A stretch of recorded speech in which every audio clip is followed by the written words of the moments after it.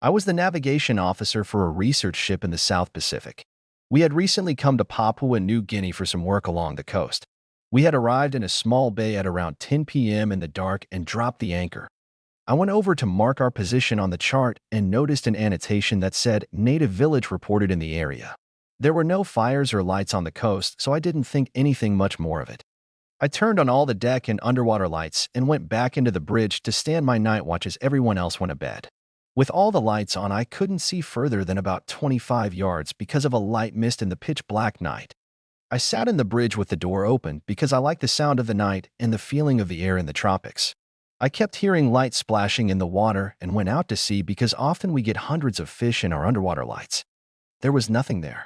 I went back inside but kept hearing faint splashing and couldn't figure out where it was coming from. Since I couldn't see into the distance, I went into the chart room and flicked on our infrared camera system, and there they all were. About 50 native outrigger canoes just sitting outside our pool of light. About 3 people to a canoe and all just sitting and watching us, occasionally paddling one way or the other to keep their station. I have never felt so suddenly and violently alone and small as I did on that ship in the dark. I got a deckhand up, and we both just walked around the decks to show that people were awake and moving. They sat there and watched us all night, completely invisible except for on the infrared cameras. In the morning, they came in and traded with us and were very friendly and just hadn't had a ship in their bay for decades.